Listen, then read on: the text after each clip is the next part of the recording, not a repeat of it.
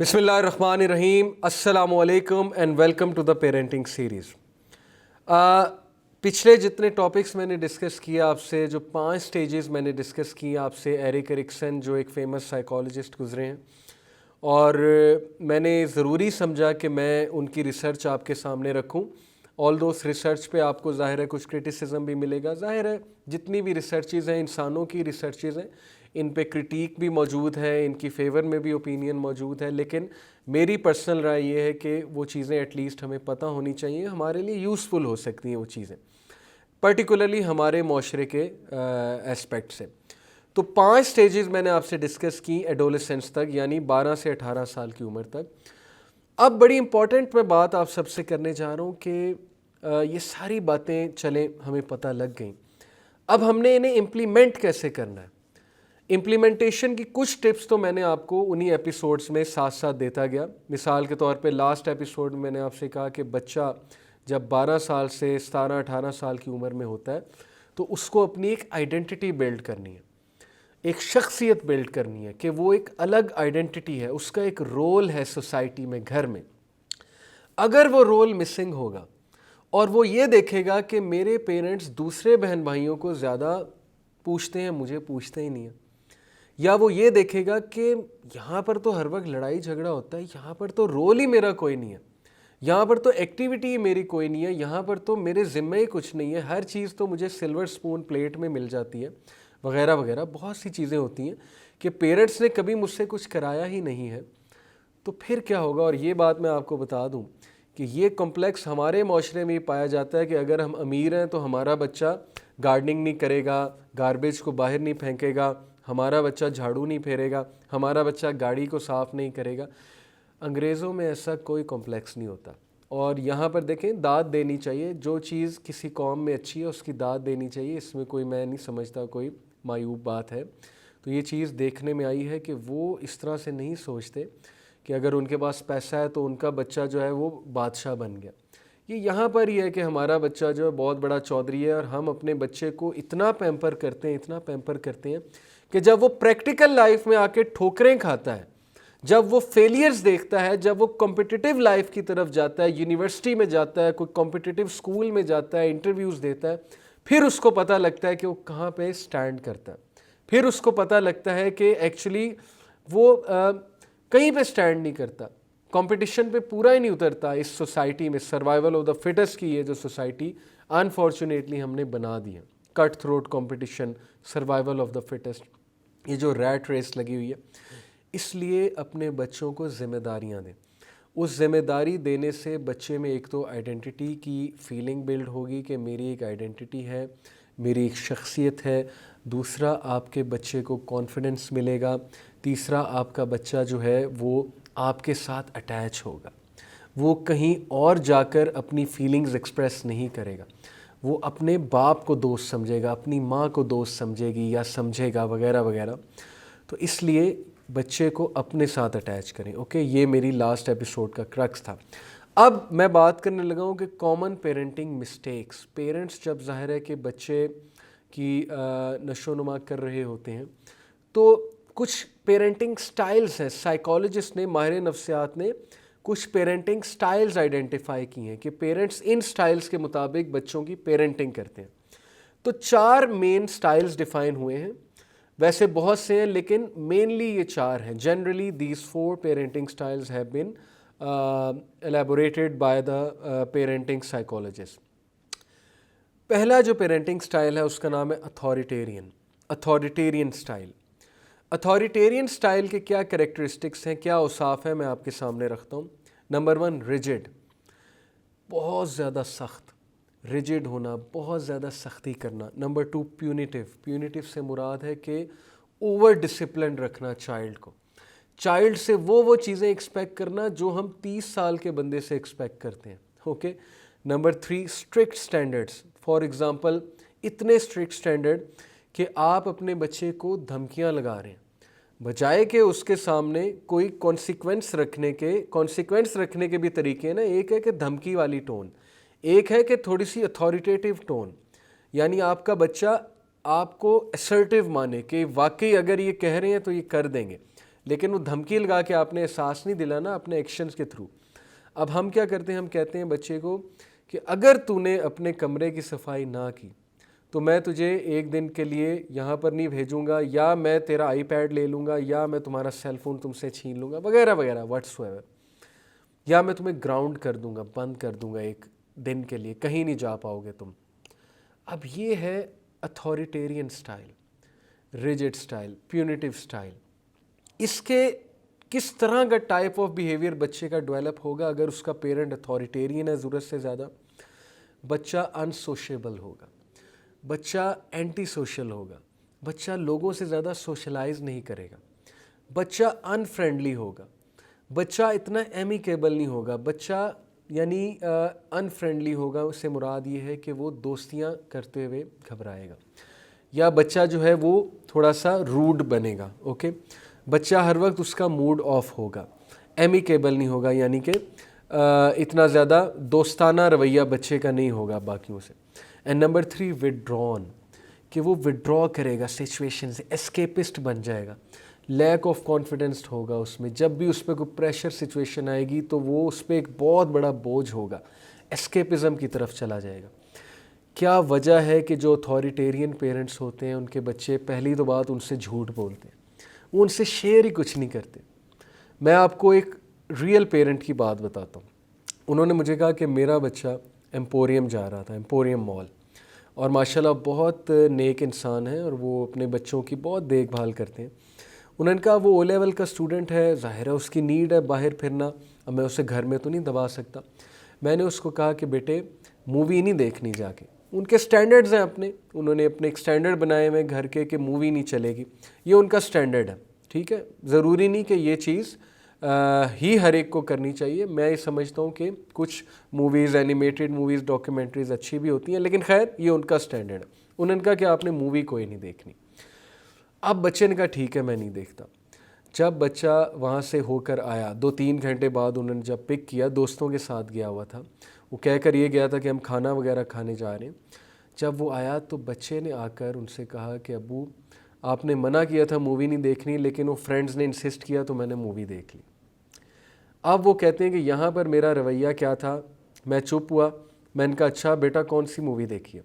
उसने कहा कि अब्बू ये मूवी देखी है।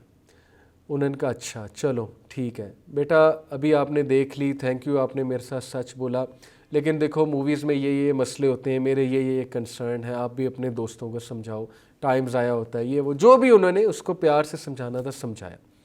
रिएक्शन नहीं शो किया, ये नहीं कहा कि अच्छा मूवी देख कर आया, अब तो तुम जाकर दिखाओ एम्पोरियम, या अब तो तुम अपने दोस्तों के साथ निकल के दिखाओ तुम्हारी ऐसी की तैसी। अब अगर वो ये रवैया दिखाते तो आप सोचें, कल को बच्चे ने झूठ बोलकर जाना था कि मैं फ़लानी चीज़ करने जा रहा हूँ और उसने देख कर मूवी आनी थी। और यही हो रहा है इस्लामिक घरानों में।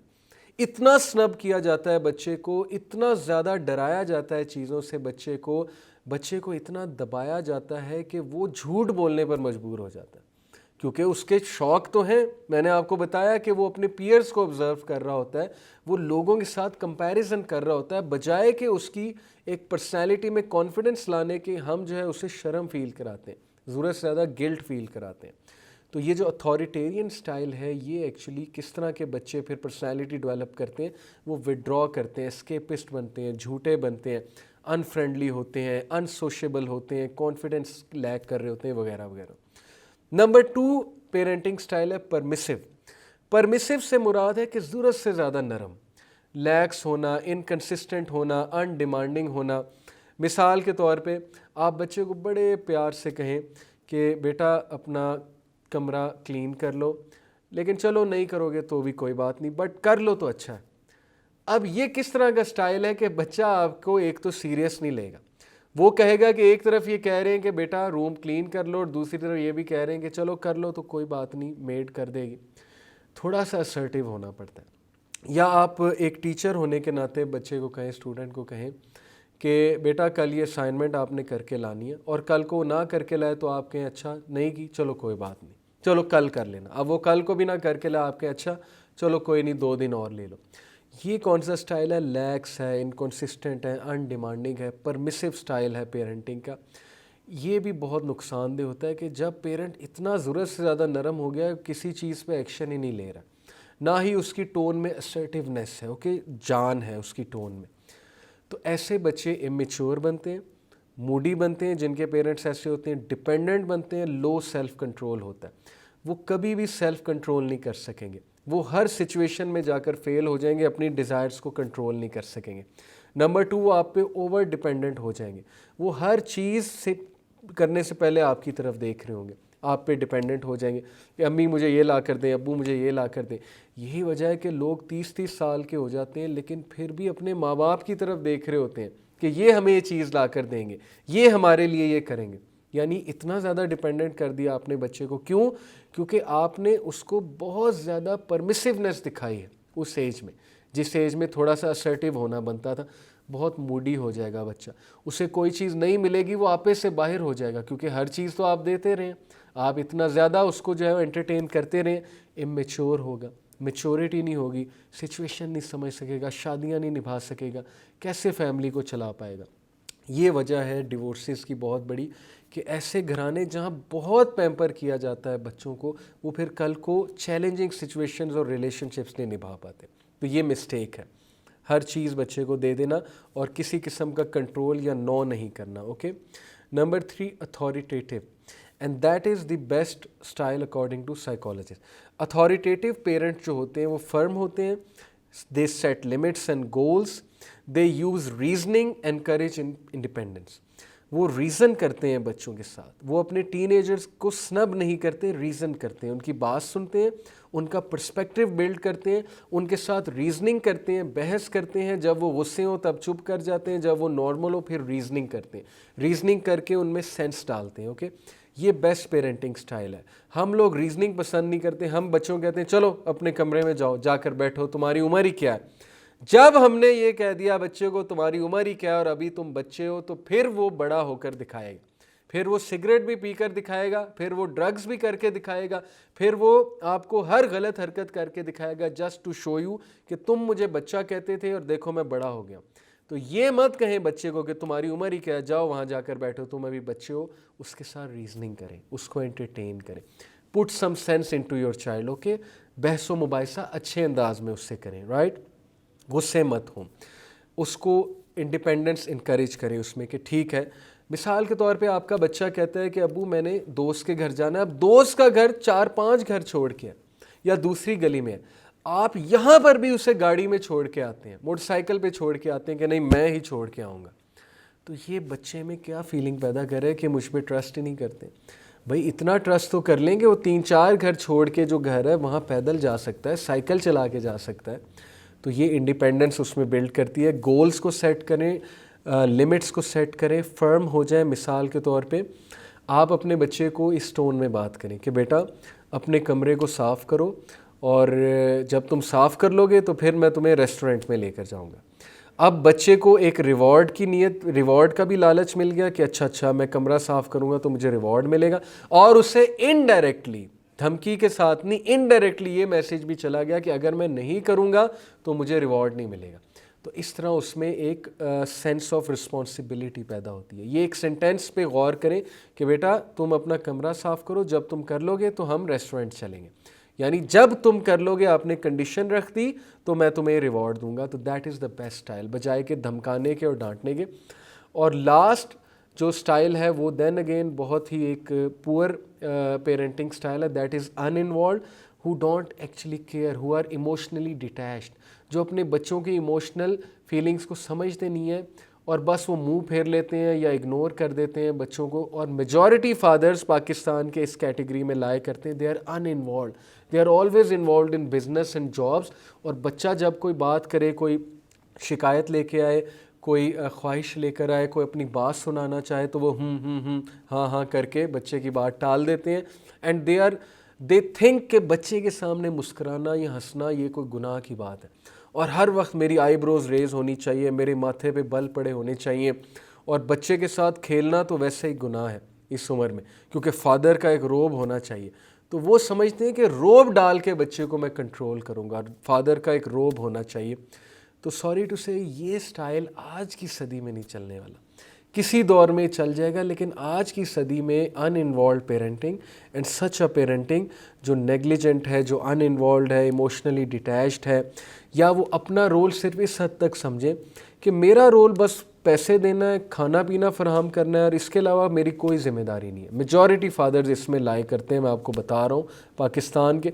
ऐसा बच्चा इंडिफरेंट बन जाएगा, रिजेक्टिंग बिहेवियर की तरफ आएगा, एग्रेसिव हो जाएगा, हर चीज़ को रिजेक्ट करेगा और आपकी इज़्ज़त नहीं करेगा। तो ये 4 जो पेरेंटिंग स्टाइल्स हैं मैंने आपको बताए, इनमें से सबसे बेस्ट है अथॉरिटेटिव। उसको लर्न करें, उसके बारे में सर्च आउट करें, उसकी वर्कशॉप्स अटेंड करें, बाकी 3 को कंट्रोल करें। प्लीज़, मैं ओवर द ईयर जितनी पेरेंटिंग मैंने काउंसलिंग्स की हैं, मैंने पेरेंट टीचर मीटिंग्स अटेंड की हैं, स्कूल में मैं पेरेंट्स के साथ बातचीत करता हूँ, बच्चों के साथ मैं बातचीत करता हूँ, मुझे बहुत प्रॉब्लम नज़र आते हैं। स्पेशली इस्लामिक घरानों में बहुत ज़्यादा सख्ती है। अपने बच्चों को समझने की कोशिश करें, उन्हें मत स्नब करें, उन पर ज़रूरत ज़्यादा पाबंदियाँ मत डालें, उन्हें ज़रूरत ज़्यादा ओवर डिसिप्लिन मत करें। ये मत समझें कि आपके लेक्चर झाड़ने से वो उमर बिन अल-ख़त्ताब बन जाएंगे विद इन डेज़, या इमाम बुखारी बन जाएंगे। प्लीज़ अपने बच्चे की नीड्स को समझें, उसके एनवायरनमेंट को समझें, उसके साथ अच्छे से डील करें। यही मेरा आप सब के लिए पैगाम है। जज़ाकल्लाह खैर फॉर लिसनिंग। इंशाल्लाह meet you in the next episodes. Till then take care. अस्सलामु अलैकुम व रहमतुल्लाहि व बरकातुहू।